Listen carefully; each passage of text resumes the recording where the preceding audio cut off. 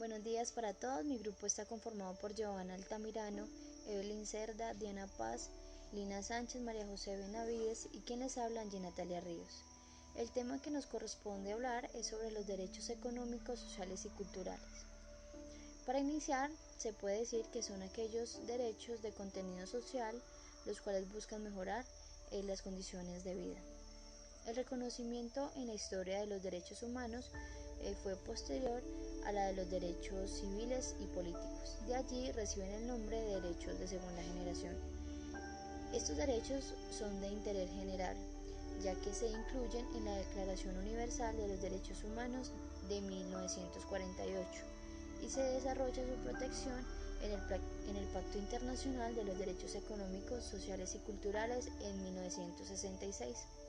La razón de ser de estos derechos se basa en el hecho de que se debe respetar la dignidad del ser humano, su libertad y a la vez la vigencia de la democracia. Hay que tener en cuenta que solo van a existir mientras hayan condiciones económicas, sociales y culturales que garanticen el desarrollo de los mismos derechos. ¿Cuáles son estos derechos? Son los que están del artículo 7 al artículo 15 del Pacto Internacional de Derechos Económicos, Sociales y Culturales, en donde se habla del derecho a condiciones laborales equitativas y satisfactorias, a la libertad sindical, a la huelga, a la protección de la familia y los menores, a la seguridad social, a la educación, a la salud, a la participación cultural y también pues a la protección y desarrollo de la ciencia y de la cultura también. Estos derechos son muy importantes ya que ayudan a fortalecer aquellas acciones por la justicia y contra la opresión y asimismo amplificar alternativas progresivas para el buen desarrollo o ejercicio de estos mismos derechos. Estos derechos están reglamentados en la Constitución Política de 1991 en el capítulo 2, en los artículos 42, 43, 48, 51 y 52 pues, de la Constitución. También están en el Pacto Internacional de Derechos Sociales, Económicos y Culturales. Integral de los derechos económicos, sociales y culturales. El reconocimiento de los derechos económicos, sociales y culturales por parte de los estados no corresponde a simples actos de buenas intenciones, sino a obligaciones que se derivan directamente de tratados internacionales de derechos humanos, los cuales deben aplicarse con rigor en nuestro país conforme con el bloque de constitucionalidad, pues en la Convención de Viena, en el artículo 26, nos dice que estos pactos deben cumplirse de buena fe. Y en el artículo 27 nos dice que no se debe excusar la violación de uno de estos por la aplicación de una norma interna. Entonces, para la protección de estos derechos, tenemos el Pacto Internacional de Derechos Económicos, Sociales y Culturales de la ONU de 1966. También tenemos la Convención Americana de Derechos Humanos, que en su artículo 26 nos dice que se puede presentar individualmente cualquier queja o reclamo cuando se esté vulnerando cualquiera de estos derechos. Así como tenemos las normas establecidas por organismos especializados como la Organización Internacional del Trabajo, OIT, y la Organización de las Naciones Unidas para la Educación, la Ciencia y la Cultura, UNESCO. Y pues como reglas internas para protección de estos derechos tenemos la Constitución Política de 1991 en su capítulo 2, en donde da la protección a estos derechos fundamentales. También tenemos variedad de jurisprudencia en donde las Cortes reiteradamente protegen estos derechos, de las cuales les hablaremos a continuación. Muchas gracias. Una vez estudiado el campo normativo, hablaremos sobre la jurisprudencia como fuente de derecho, la cual tiene una validez para la protección social, cultural y económica de estas minorías étnicas. En este orden de ideas tendremos en cuenta la sentencia T-188 de 1993. Es una sentencia hito por el magistrado ponente Eduardo Cifuentes. Esta sentencia es una de las primeras donde se hacen las manifestaciones jurisprudenciales ante la Corte Constitucional, donde se legitiman estos derechos. Es importante saber que Colombia es una nación multiétnica y pluricultural, donde se establece que las comunidades indígenas y negras tienen derecho a decidir sobre su territorio. Para ello es fundamental el reconocimiento de sus derechos territoriales, tal y como lo ha señalado la Corte Constitucional en diferentes ocasiones. Estos derechos a la identidad cultural y a su autonomía son solamente reconocimientos formales. En conclusión, el derecho al territorio, este derecho al territorio debe ser respetado. En el país, la propiedad colectiva titulada a pueblos indígenas y a comunidades afrocolombianas no puede verse sometida a gravámenes y a limitaciones de dominio, como tampoco es expropiable por el Estado según la Constitución, las normas y los resguardos y los territorios colectivos. Estas comunidades se consideran inalienables, imprescriptibles e inerrangables. Hay que tener en cuenta, sin embargo, el derecho de este reconocimiento a esta propiedad colectiva se otorga bajo un cumplimiento de una función social. Esto quiere decir que tiene una función ecológica.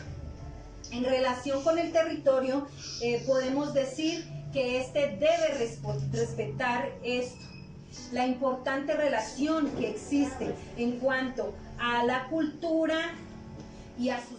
Muy buenos días a todos los presentes. En esta oportunidad quiero hablar desde la sentencia C-434 del 2010, donde el accionante es Luis Miguel Muñoz en compañía de otros, donde demandan el artículo 1 y 3 de la ley 706 del 2001.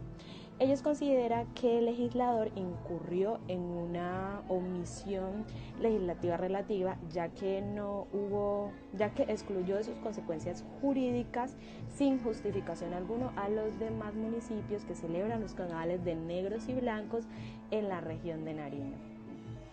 Teniendo en cuenta que en su criterio dicen que estos carnavales de negros y blancos no son exclusivamente de la región de Pasto, pues toda la región de Nariño que los celebran tienen el mismo origen y también tienen la misma cultura. Ellos consideran que la exclusión a la conducta en las disposiciones acusadas presupuestales es contraria al deber estatal de reconocimiento y promover y proteger las condiciones de igualdad en las manifestaciones artísticas y culturales. En sus consideraciones de la Corte dice lo siguiente: los derechos culturales, el mandato de no discriminación implica la prohibición de llevar a cabo la diferenciación, la exclusión o las restricciones injustificadas basadas directa o indirectamente en el criterio irrazonable, tales como lo son la raza, origen étnico, la religión, el corte político, entre otros.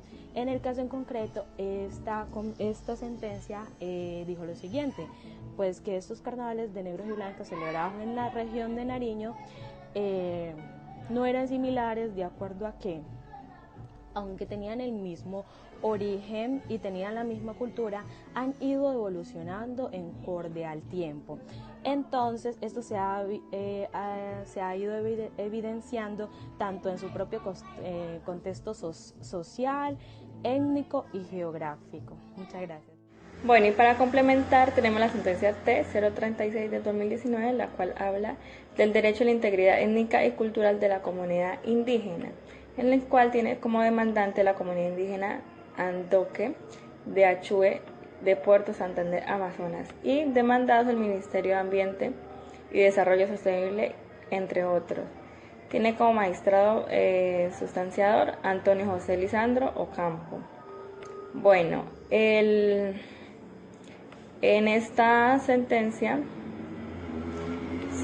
anteriormente se dictó el fallo por el Tribunal de Cundinamarca, el 30 de octubre de 2017, mediante la cual negaron las pretensiones que presentaron en la acción de tutela los de esa comunidad indígena.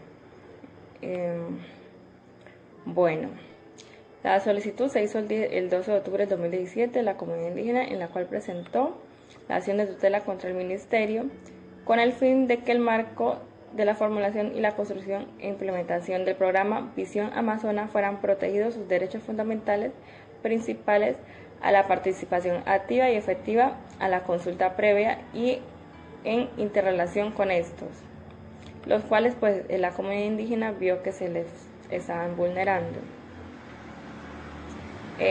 Principalmente pues se le negó la pretensión a esta comunidad y el gobernador explicó que la comunidad de Andoque tuvo conocimiento de Visión.